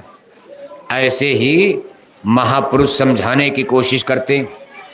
कि जो सारी रचना आप देख रहे हो, इसमें परमात्मा ने शब्द की डोर पर सारे यूनिवर्स को, सारे ब्रह्मांड को टिकाए हुए हैं। नाम ही नाम रचा सब हुई, नाम बिना उद्धार न हुई। नाम ही रचे पिंड और अंडा, नाम ही रचे खंड ब्रह्मंडा। ऐसे शब्द की डोर पर उन्होंने धरती, सूरज, चंदा, तारे, बड़े बड़े ब्रह्मांड, अब कितनी बड़ी बड़ी धरती ब्रह्मांड में बनी है, अब उसको तो हम आप यहाँ से नहीं देख पा रहे हैं। कितने सूरज, कितने चंदा, कितने तारे, और कहते भाई सब शब्द की डोर पर ऐसे लट्टू की तरह पूरा ब्रह्मांड यूनिवर्स देखो ऐसे मोशन कर रहा, गतिमान है। कैसी शब्द की धार पर उन्होंने धरती को भी टिकाया। अब हमारी धरती में भी देखो कोई खंभा, आसमान में धरती भी बिना पिलर के, बिना खंभा के। अब आप अपना घर मकान बनाते हो, कितना मजबूत खंभा, पिलर, नींव। भाई हमको 2 मंजिला कोठी बनानी है, अगर नींव कमजोर रहेगी तो मकान टिकेगा नहीं। लेकिन हमारी इतनी बड़ी धरती सबका बोझा लेकर आसमान में ऐसे लट्टू की तरह घूम रही हैं। अब आप कहोगे भाई किसके सहारे घूम रही हैं? अब ये संतों का विज्ञान है। साइंस वाले क्या कह रहे हैं? अब विज्ञान भी कहता है भाई इसमें ग्रेविटेशनल फोर्स, धरती के गर्भ में सेंटर में गुरुत्वाकर्षण शक्ति काम कर रही, फिर उधर से सूरज की शक्ति और पावर खींच रही है, इधर से चंद्रमा है, इधर से सारे ग्रह हैं। लेकिन संत क्या कहते हैं कि भाई ये शब्द की धारा है, शब्द की धार पर हमारी ये धरती, सूरज, चांद आसमान में नाच रहे, शब्द की डोर है। जब उन्होंने धरती को बना लिया, कहा नाम ही डोर सूरज चली आई। सूरज कहते हैं आत्मा को। का इसी शब्द की धार पर, नाम की डोर पर उन्होंने सारी आत्माओं को इस मनुष्य शरीर में, पिंड पिजड़े में उतार दिया। फिर जब मानुष देह बनाई, इनमें जीवन को बैठाई। मनुष्य शरीर बनाने के बाद दोनों आँखों के बीच में, जहाँ माताएं बहनें बिंदी और टीका लगाती हैं, जहाँ ब्राह्मण देवता पुजारी लोग चंदन का तिलक टीका लगाते, सबकी आत्मा को देखो दोनों आँखों के बीच में बैठाया। इस पॉइंट प्लेस स्थान मुकाम को आज्ञा चक्र, छठा चक्र, इसको तीसरा तिल, यानी अनेक नामों से जाना जाता। आत्मा को लाकर यहाँ दोनों आँखों के बीच में बैठा दिया। आगे चलकर जब उन्होंने कर्मों का विधान बनाया, यहाँ पाप पुण्य कर्मों के कानून बन गए, तो देखो इन कर्मों का कूड़ा कचरा, गंदगी, कार्बन, ये जितनी मैलाई थी, इसी दोनों आँखों के बीच में बैठी आत्मा के ऊपर आसमान में लाकर जमा करते चले गए। और फिर ये शब्द का और सूरत का, यानी बाणी का, आत्मा का संबंध देखो टूट गया। अरे बैठ जाओ, हल्ला क्या मचा रहे हो? नौटंकी नाच देखने आए हो क्या? बैठो जल्दी, बैठो नहीं भूकंप आएगा, फिर समझ लेना। ऐसा भूकंप आएगा फिर अल्लाह अल्लाह याद करोगे। अभी समझ नहीं, अभी तो पानी ही नहीं है ना। इतने बड़े बड़े भूकंप आने वाले हैं, पहाड़ चिथड़े चिथड़े हो जाएंगे, जमींदोज हो जाएंगी, कोठियाँ ताश के पत्ते की तरह बिखरने लगेंगी। जो कुछ कर्म आप कर रहे हो अभी समझ नहीं रहे हो, बस मछली अंडा खाए जा रहे, हरे रामा हरे कृष्णा कीर्तन गाए जा रहे। बात समझते नहीं, इसका कितना बड़ा दोष लगने जा रहा, संसार पर कितनी भारी ग्रह आने वाली। इसलिए इसको समझो आप, यानी ये जीव कैसी दुर्दशा में फंसा पड़ा। अभी 2-4 साल के बाद तो घसीट कर सबको ले जाएंगे, पता चलेगा कुछ घर मकान, बेटी बेटा, रिश्तेदार, नातेदार। अकेले आए हो अकेले चलना। हंस जब जब उड़ा तो अकेले उड़ा। ये शान शौकत सब खत्म हो जाएगी, कोठी हवेली खत्म, बेटा बेटी खत्म। अकेले संसार में आना, अकेले जाना, इतनी कुटाई पिटाई करते हैं जैसे जेल में पुलिस डंडा मारती कोई बचाता है। कहा उसकी अदालत में जब तुम, देखो भाई, उसकी अदालत में जब तुम चढ़ोगे, पूछेगा हाकिम तो क्या तुम कहोगे। देखो कितनी जल्दी बैठ गया। भूकंप का नाम सुनते आप डर गए ना, खट बैठ गए। यही बात है, एक गंवई कहावत कही गई है, आदमी दो ही चीज से मानता, या तो माने बात से और नहीं तो माने जोर से बोलो, या तो माने बात से और नहीं तो माने। अब हम उसको नहीं बोलें क्योंकि मशीन लगी है।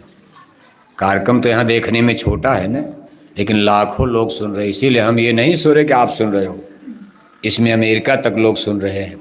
भारत की बात छोड़ो, अमेरिका तक ये आवाज़ जाए। आज आपके गांव का नाम दुनिया में कहाँ कहाँ तक चला जाएगा।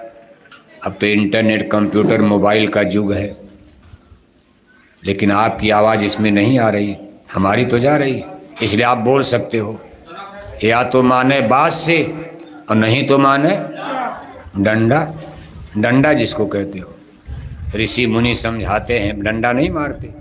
रावण को कितना समझाया देखो आप, जितने ऋषि मुनि सब लंका जा रहे, समझा रहे, मान जाओ मान जाओ मान जाओ।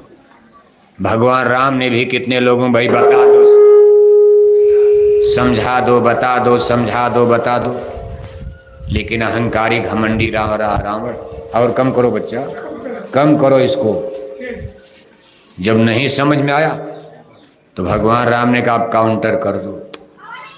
अब ये रावण जो है बात से मानने वाला, या तो माने बात से और नहीं तो माने।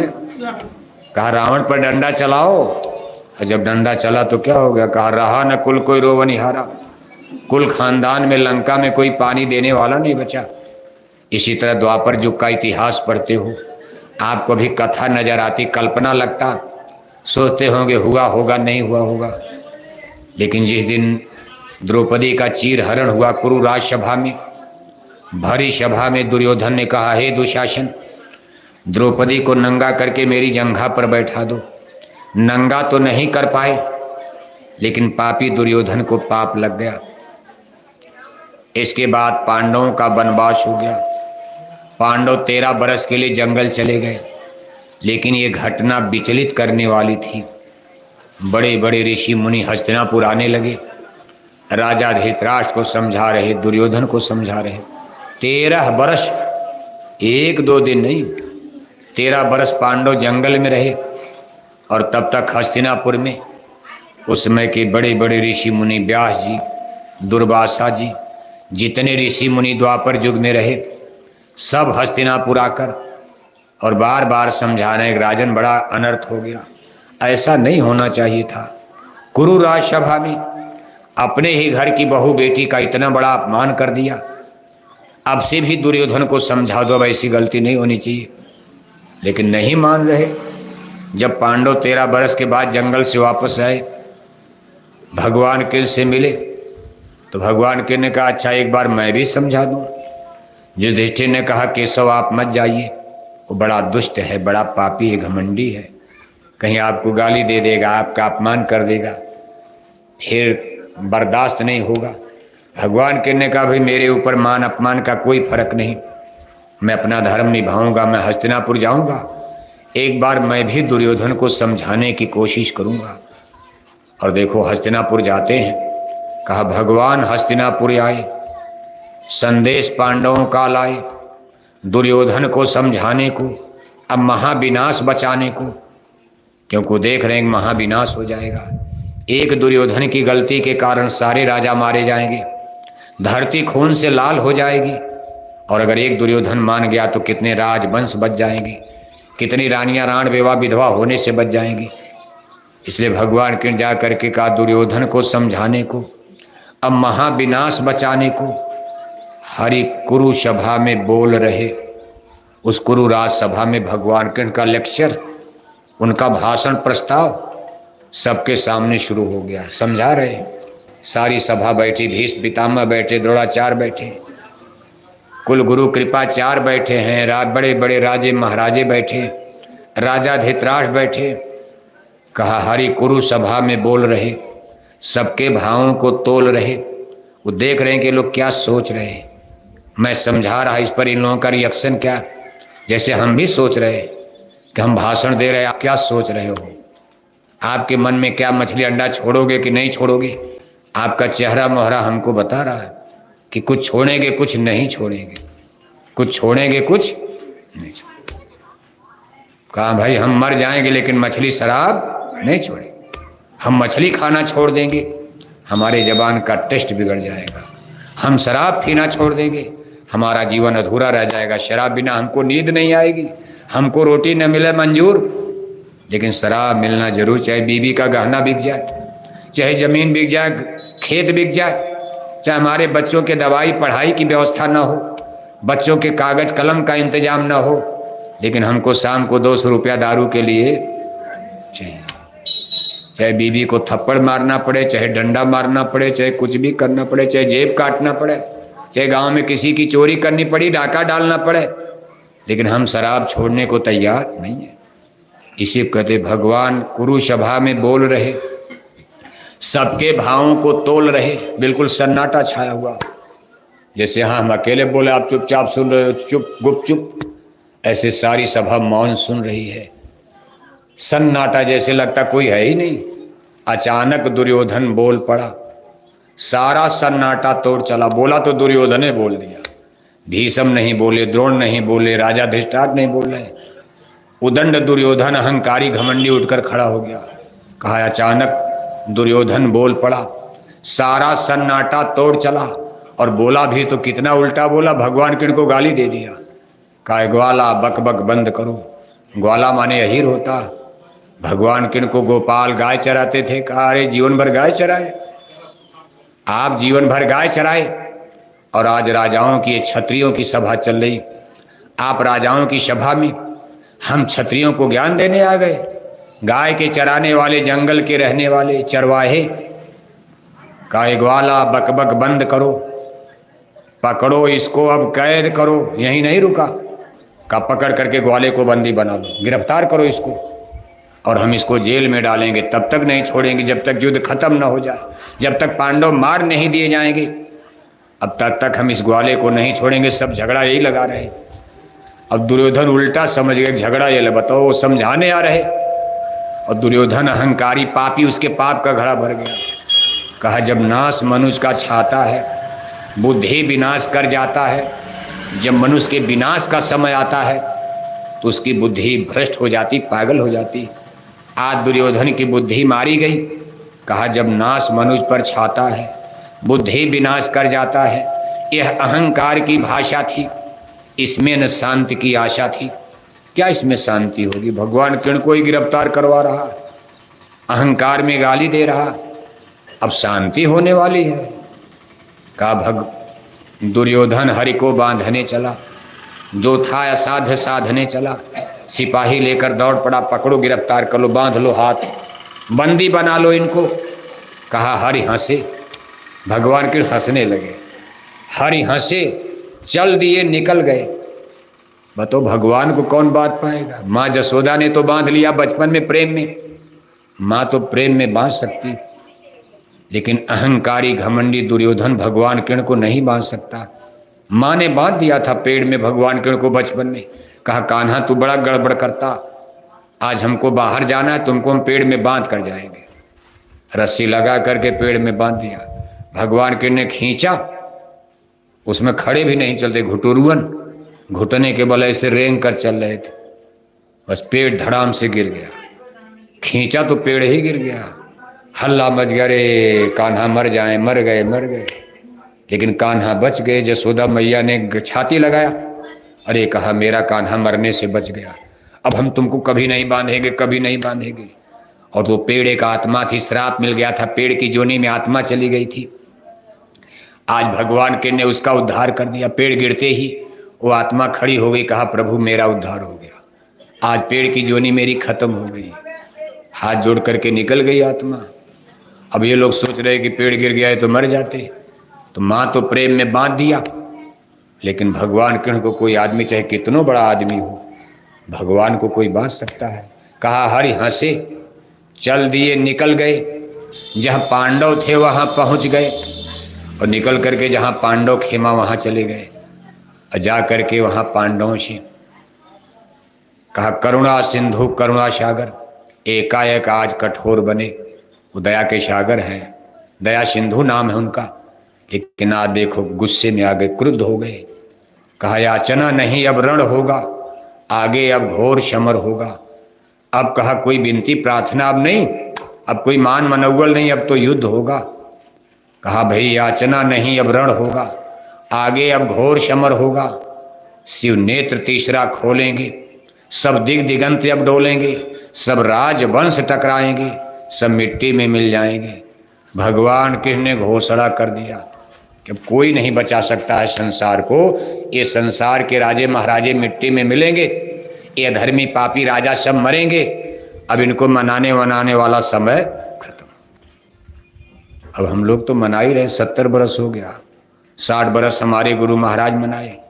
1986-87 में इतना बड़ा काफिला लेकर आपके सिवनी में आए। क्यों भाई?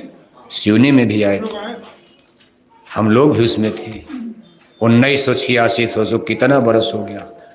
तब से लगातार गांव गांव गली गली लाखों लाख लोग बोरा पहनकर, लाखों लाख भाई बहनें शाकाहारी जाकिट पहनकर गांव गांव घर घर जाकर समझा रहे, सुना रहे, पर्चा बांटकर। अरबों अरबों रुपया खर्चा हो गया जय गुरुदेव संगत का, पैसा लगता। आज यहाँ सत्संग हो रहा, आज हमारे इस सिवनी संगत का बरसात न होते तो कितना बड़ा भंडारा और कितने 50 रुपए की तो बिल मास्टर साहब की बनी जाएगी, बनी जाएगी। मालूम सत्संग में नहीं, मौसम ठीक हो रहा, भंडारा में तो लोग आएंगे ही खाने को। भाई भंडारा हो रहा, साधु लोगों का भंडारा हो रहा। भले मछली अंडा ना छोड़े, लेकिन कहेंगे भाई साधु लोगों का भंडारा और न्योता मिला है, सत्संग नहीं, चलो खाने चला जाए। ठीक है, वो भी अच्छी बात है। अच्छा साधु संतों का प्रसाद खाओगे तभी तो कुछ बुद्धि सही हो जाएगी, पेट में अच्छा अनाज जाएगा, शुद्ध पवित्र प्रसाद, तभी कितनी बीमारी पेट की ठीक हो जाए, कितना मन बुद्धि शुद्ध हो जाएगा। चाहे जिस बहाने आप आओ, लेकिन कुछ तो अच्छे काम करो, अच्छे काम में सहयोग करो। देखो इतना बड़ा प्रचार इतने दिन तक लगातार, आज 70 बरस से ज्यादा का समय गुजर गया, अरबों अरबों रुपए खर्चे हो गए। और बार बार कहा जा रहा, हमारे गुरु महाराज की बात देखो, पूज हुजूर महाराज जी लगातार 10 बरस से बार बार अपील कर रहे, गांव गांव जंगल जंगल जाकर छोटे बड़े काफिले लेकर, जन जागरण यात्रा लेकर, कि हाथ जोड़कर विनय हमारी हो जाएं सब हाथ जोड़कर मान जाओ, हाथ जोड़कर भाई मान जाओ, शाकाहारी बन जाओ। लेकिन आदमी है कि मानता ही नहीं है। आपके सिवनी में मछली खाने वाले घट रहे कि बढ़ रहे? शराब पीने वाले घटे कि बढ़े? अब हम लोग हाथ जोड़ रहे हैं कि शराब छोड़ दो, अंडा मछली छोड़ दो, पशु पक्षी मारना छोड़ दो, पाप कर्म छोड़ दो। और उल्टा रिजल्ट आ रहा, बेटों की शराब छूटी नहीं, और अब तो ये पता चल गया कि बेटियों ने भी शराब पीना शुरू कर, उल्टा हो गया। अब क्या सुधार होगा बताओ? लड़कियों ने भी दारू पीना शुरू कर दिया। आपके सिवनी में भी, नागपुरी नहीं, इंदौर भोपाल यूनिवर्सिटी कॉलेज ही नहीं, सिवनी में भी बेटियों ने शराब पीना शुरू कर दिया। अभी धीरे धीरे, जैसे पहले बच्चे धीरे धीरे धीरे धीरे, अब तो देखो घर घर बुराई कितनी तेजी से फैलती, नहीं रोकोगे बर्बाद हो जाओगे। पहले बच्चे गांव में दारू नहीं पीते थे, पीने लगे, लोग समझे नहीं, 2-4 बच्चों ने पीना शुरू किया, लोग रोके नहीं, और अब देखो घर घर में बच्चे कक्षा 10 पास नहीं कर पाए, शादी ब्याह अभी नहीं हुआ, और माँ बाप के चोरी चोरी जंगल में गांजा पीने लगे, जा करके दारू पीने लगे। जिसने सबसे ज़्यादा शराब पिला दिया वही गांव का प्रधान बन गया। बताओ आप, गजब हो गया। जिसने गांव में सबसे ज़्यादा दारू पिला दिया वही गांव में क्या बन गया? सरपंच बन गया, मुखिया बन गया, प्रधान बन गया।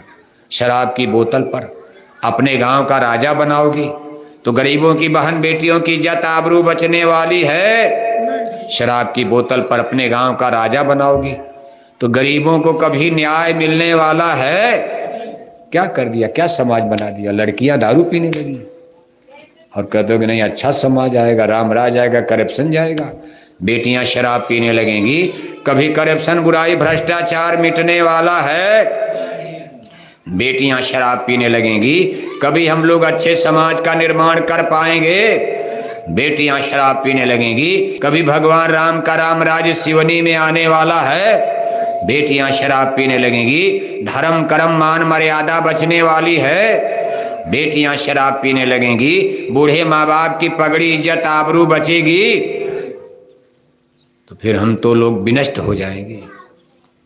इसलिए फिर वही बात आ गई कि या तो माने बात से और नहीं तो माने। अब कब तक हम लोग हाथ जोड़ेंगे बताओ आप? तो बाढ़ आएगा कि नहीं आएगा? मानोगे नहीं मानोगे आप? कोरोना आ जाएगा, नहीं मानोगे आप? कोरोना आएगा, कोई ऐसी बीमारी लगेगी, मछली अंडा शराब सब अपने आप बंद हो जाएगा। अभी कोरोना में आपने देखा बंद हो गया था कुछ दिन, लेकिन जब मंडी बाजार खोली गई तो सबसे पहले हमारी सरकारों ने कौन दुकान खोल दिया? शराब। जूता चप्पल की दुकान बंद, कपड़े की दुकान बंद। लॉकडाउन में सबसे पहले कौन दुकान खोली गई? शराब। सरकार भी शराब बेच रही, बताओ आप। सरकार जगह जगह शराब की सरकारी दुकानें, मुर्गी पालन सरकार खुलवा रही, मछली पालन सरकारें खुलवा रही, सुअर पालन सरकारें खुलवा रही, और माला क्या जपेंगे? हरे राम सीताराम, जय राम सीताराम, राधे श्याम सीताराम। दिन भर क्या कहेंगे? जय श्री राम। क्या बोलते हैं? जय श्री राम। और शाम को लिया 200 ग्राम, टनाटन हो गए। दिन भर राम राम, और शाम को अंडे खाते हो, दारू पीते हो, भगवान राम का अपमान कर रहे हो। ये धर्म आएगा इस तरह से? राम राज आएगा, अच्छा समाज बनेगा, बहन बेटियों की इज्जत आबरू बचने वाली है। जब सब लोग पियक्कड़ दारूबाज हो जाओगे बेटे बेटियां, तो घर में ही भ्रष्टाचार वो समय आ रहा। मामा भांजी को नहीं पहचान पा रहा, चाचा भतीजी को नहीं पहचान पा रहा, बाप सगी बेटी को नहीं पहचान रहा, भाई सगी बहन को नहीं पहचान रहा। ये काम तो जानवर करते हैं, जानवर माँ बहन बेटी नहीं पहचानते। अगर आदमी भी यही करने लगेगा, आदमी और जानवर में कोई फर्क रह जाएगा, और वो चीज़ धीरे धीरे बढ़ती जा रही, बुराई, करप्शन। जबकि हम सब लोग पढ़े लिखे हैं, पढ़ाई अच्छी चीज़ है। आज सब लोग इंटेलेक्चुअल ग्रेजुएट, इतने यूनिवर्सिटी कॉलेज खुल गए, सब बेटे बेटियां, औरत मर्द, बच्चे बच्चियां BA MA पास, और लिए दिए। जितने पढ़ाई उतने बुराई। पढ़ाई का मतलब बुराई होता है? अरे पढ़ाई का मतलब अच्छाई। इसलिए केवल इस पढ़ाई से, हिंदी अंग्रेजी पढ़ने से सुधार नहीं होता। सुधार जब भी होगा संतों की पढ़ाई भी पढ़ो। यूनिवर्सिटी कॉलेज को बुरा नहीं है, हमारी बेटियां इंजीनियर बने, डॉक्टर बने, मास्टर बने, कौन मना करता। लेकिन बेटियां शराब न पीने पाए, इस पर सावधान हो जाओ आप। बेटियों का चाल चलन बिगड़ने न पाए। माता पिता, शासन प्रशासन, बूढ़े बुजुर्गों को अपने गांव में, समाज में इस पर निगरानी रखनी पड़ेगी। सरकारों को ध्यान देना पड़ेगा। इसलिए दिल्ली भोपाल की सरकारों से, हुक्मरानों से आज जय गुरुदेव मिशन के मन से हम अपील करते कि आप अगर अच्छे भारत का निर्माण चाहते हो, एक अच्छा समाज बनाना चाहते हो, परिष्कृत शुद्ध है, तो शराब की दुकानों को आपको बंद कर देना चाहिए। मछली अंडा का खाना पीना, मुर्गी पालन, मछली पालन, ये सब योजना बंद करनी चाहिए। आप दूध वाली योजना चलाओ, मक्खन की योजना, घी की योजना, सब्जी की योजना, अनाज की योजना। ये मछली अंडा शराब की योजनाओं को बंद करो, तब हम लोग राम राज, अच्छा समाज भी बनेगा और हमारी आत्मा नरकों से बचेगी। तभी आप सच्चा धर्म जान जाओगे, तभी सच्चा कर्म जानोगे, सच्चा धर्म जानोगे, सच्चा पूजा पाठ भजन भक्ति कर पाओगे। नाम कमाई, शब्द कमाई करके तभी आपकी आत्मा का कल्याण होगा। इसलिए प्रेमी भाई बहनों, जय गुरुदेव मिशन की तरफ से कोई विशेष बात बताई जा रही। अगर यही धर्म समझाना होता, इस धर्म के मानने वाले तो सिवनी में बहुत गुरु लोग हैं। हमको उतनी दूर मथुरा से आने की, सिवनी में इस जंगल पहाड़ में क्या जरूरत है? धर्म तो आप कर ही रहे हो। अगर यही धर्म है, मछली अंडा खाना धर्म है, शराब का पीना धर्म है, तिलक टीका लगाए जा रहे, रामायण पढ़े जा रहे, 1-1 किलो अंडा खाए जा रहे, अगर यही धर्म होता तो हमको इतनी दूर मथुरा से आने की, जंगल में क्या जरूरत है? इस बरसात में भीगने की क्या आवश्यकता? इतना रुपया पैसा खर्च करके क्या जरूरत पर्चा पोस्टर बांटने की? हम आपको बताना चाहते हैं धर्म है ही नहीं। जो धर्म आप कर रहे हो ये धर्म है ही नहीं। धर्म के नाम पर धोखा हो गया। भगवान राम ने कभी मांस खाया था? भगवान जोगेश्वर श्री कृष्ण जी मांस खाते थे? रामायण गीता वेद भागवत शास्त्र पुराण में कहीं मांस खाना लिखा है? सभी धर्म करे जीवों पर दया करो, रूहों पर रहम करो। Be as merciful as your father is merciful. जिनके दया धर्म न तन में, मुखड़ा का देखो दर्पण में। जो दयावंती वही नर नर है। दया को धर्म बताया गया, अहिंसा को धर्म बताया गया, सत्य को बताया गया, परहित परोपकार की भावना को धर्म बताया गया। दूसरे का हित करो, भूखे को रोटी खिलाओ, प्यासे को पानी पिलाओ, बीमार को दवा खिलाओ, बूढ़े माँ बाप की सेवा करो। आखिर धर्म सिस्टम में तो ये सब। लेकिन आज का आदमी बस कथा कीर्तन करना धर्म, बाकी कर्म तो सब गंदा। कर्म तो बिल्कुल पाप वाला। बस थोड़ा मोड़ा पूजा पाठ कर लिया, तिलक टीका लगा लिया, एक लोटा पानी नहा धोकर पीपल के पेड़ में दे दिया, बोल दिया हर हर महादेव। क्या हो गया? हर हर महादेव। और जाके घर में मछली खा रहे हो आप। पीपल से मुक्ति मिल जाएगी। बड़े भाग्य मानुष तन पावा।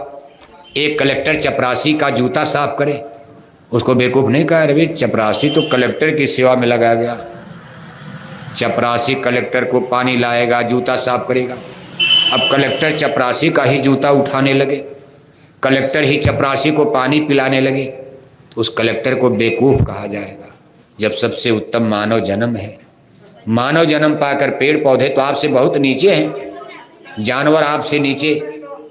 यहाँ तक कि देवी देवताओं के लिए लिखा गया नर्तन समन कौनो देही, जीव चराचर याचज्य ही।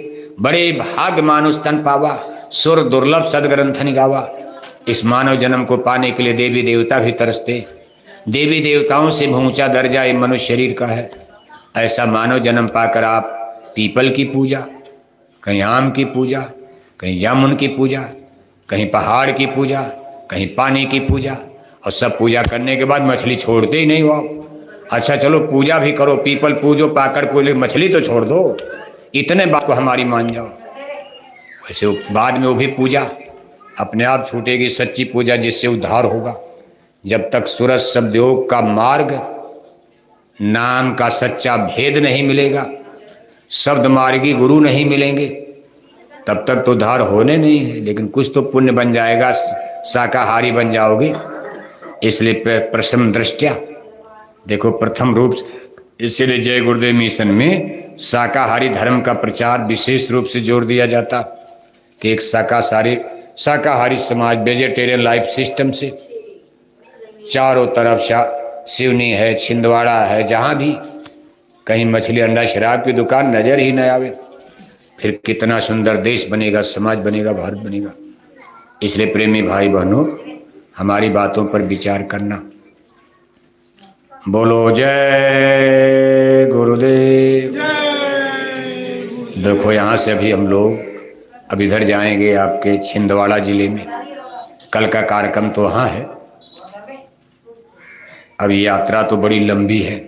सब यात्रा पूरी करने के बाद इसके बाद ये 10 दिसंबर तक तो यात्रा चलती रहेगी। पूज्य महाराज जी की भी यात्रा अब उत्तर प्रदेश में, अभी राजस्थान में चले अपना काफिला लेकर। अब उनकी यात्रा देखो उत्तर प्रदेश में चलने वाली है।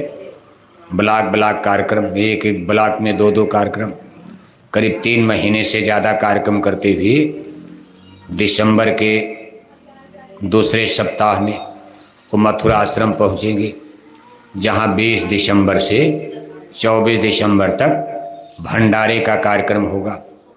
देश विदेश से लाखों लोग उसमें आते हैं। 2 घंटा सुबह, 2 घंटा शाम, रोज सत्संग होगा 5 दिन लगातार। 22 दिसंबर जो पूजा की मुख्य तिथि तारीख है, इस दिन पूज्य महाराज जी का दर्शन, उनका सत्संग, नए लोगों को भगवान के भजन का सच्चा रास्ता, नामदान, गुरु दीक्षा, गुरु मंत्र भी दिया जाएगा। कोई भी भाई बहन आप चाहते हो कि हमारी भी जीवात्मा का कल्याण हो जाए, हमारी जीवात्मा नरकों से, जन्म मरण से बचे, तो आप इस भंडारे के कार्यक्रम में मथुरा आने की कोशिश करना। हमारे माननीय मास्टर साहब, क्या नाम? नंदलाल हमारे माननीय मास्टर साहब देखो, नंदलाल जी, जिनके घर पर हम लोग अभी यहाँ तो राते में आ गए थे। पूरे परिवार के लोग कितने प्रेमी, कितने भक्त, रात भर जाग जाग कर सबके लिए भोजन भंडारे का इंतजाम करना, खाने पीने सोने की पूरी व्यवस्था करना। हमारे साथ देखो और भी हमारे इस गांव जीवार के जो हमारे सत्संगी भाई बहन सेवादार, रात से ही लोग लगे हैं। मौसम ने दिक्कत तो पैदा किया, फिर भी चलो गिरते पड़ते कार्यक्रम सफल माना जाएगा। इस विपरीत मौसम में भी इतने लोग आप आ गए दूर दूर से चलकर, भीगते भागते, और इतने देर तक आपने समयदान दिया और इस कार्यक्रम को संपन्न कराने में सहयोग किए, तो हम सबको बहुत बहुत धन्यवाद देते हैं। हमारे इस जिला संगत संगठन सिवनी के हमारे माननीय मास्टर साहब देखो विशेष जिम्मेदार हैं, बल्कि एक तरह से ये समझो इस पूरे जिले की जिम्मेदारी आज ये अच्छी तरह से बखूबी निभा रहे। साथ ही साथ हमारे पटेल हैं और भी तमाम सत्संगी, पटेल साहब हैं ना, ये तमाम सेवादार लोग देखो बेचारे सेवा करते करते उम्र भी हो गई, ज़्यादा बुजुर्ग भी हो गए, लेकिन फिर भी लोग हिम्मत के साथ लगे। युवा संघर्ष संगठन के हमारे तमाम नौजवान बच्चे बच्चियां छोटे छोटे, ये भी देखो सहयोग में लगे रहते हैं। आपके पड़ोस में मंडला जिला है, मंडला जिला से चलकर नैनपुर से हमारे एक प्रेमी भाई, कहाँ गए हो, मंडला वाले, मंडला सुखदेव देखो मंडला जिला, जबकि बहुत अछूता जिला है, बहुत दूर दराज पड़ता, लेकिन वहाँ भी देखो गुरु महाराज का संदेश इनके द्वारा धीरे धीरे फैल रहा है और भी लोग हैं।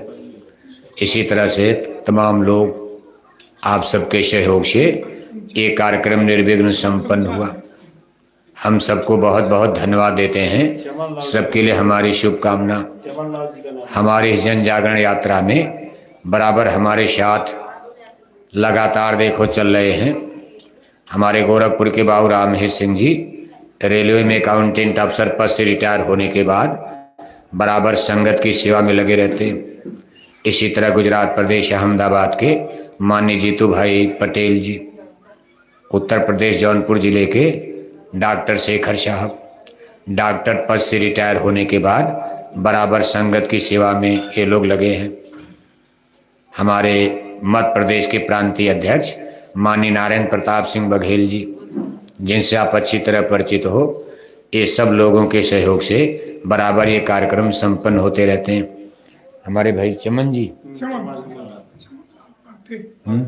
चमनलाल जी पढ़ते कौन है, अच्छा ये हैं, इस ब्लॉक के अध्यक्ष हैं।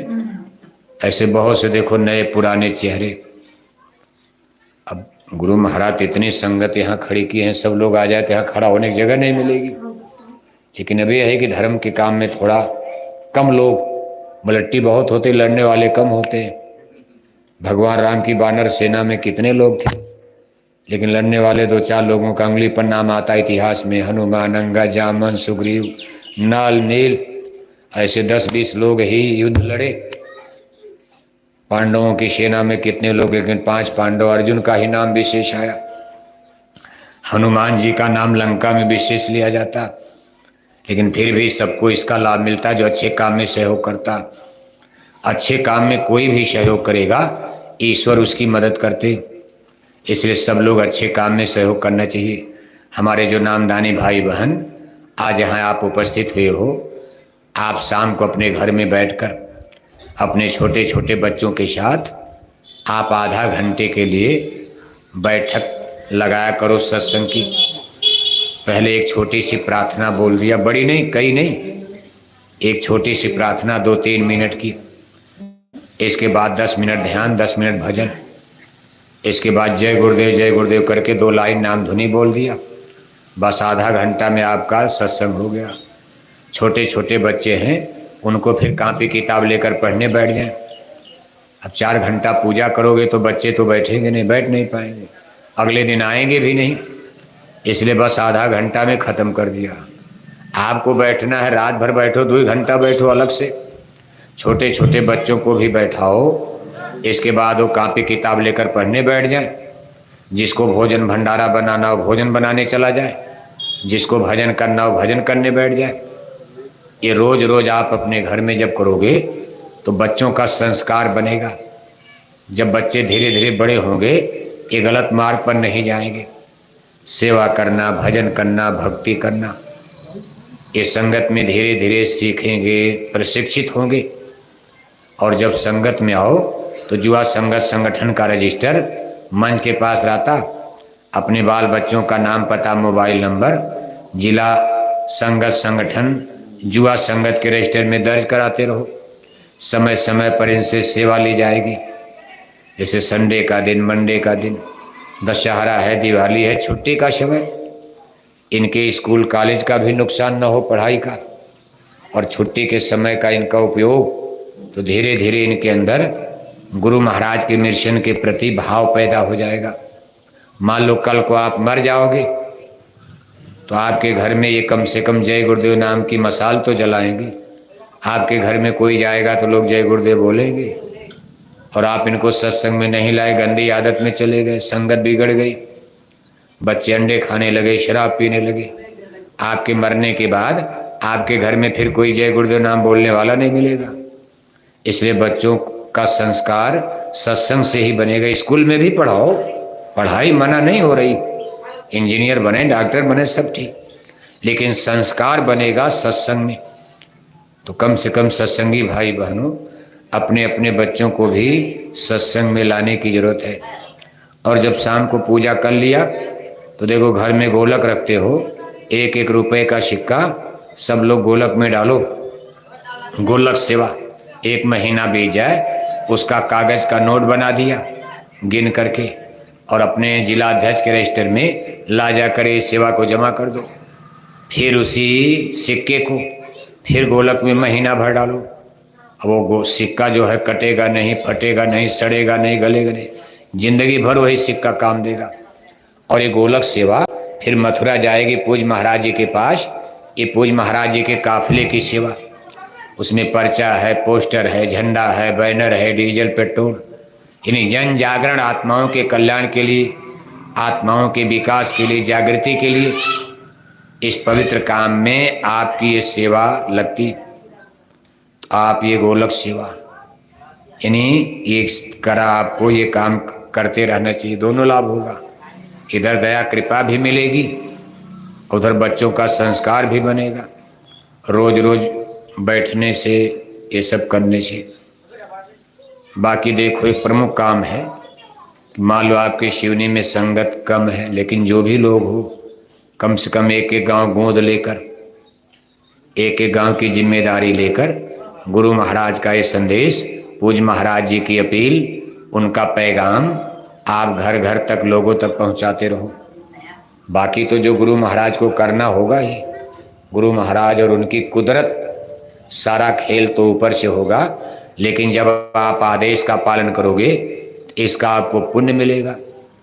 आदेश का पालन भक्ति कहा जाता, और जब भक्ति पकती है तभी जो है भजन बनता। इसलिए आपका काम तो बनेगा, कोई माने न माने, कोई मथुरा जाए न जाए, लेकिन आप गांव गोद लेकर के घूमे गए, इसकी मेहनत मजदूरी तो आपको मिलेगी, गुरु भक्ति का फल आपको मिलेगा। दरबार के हुक्म का पालन करना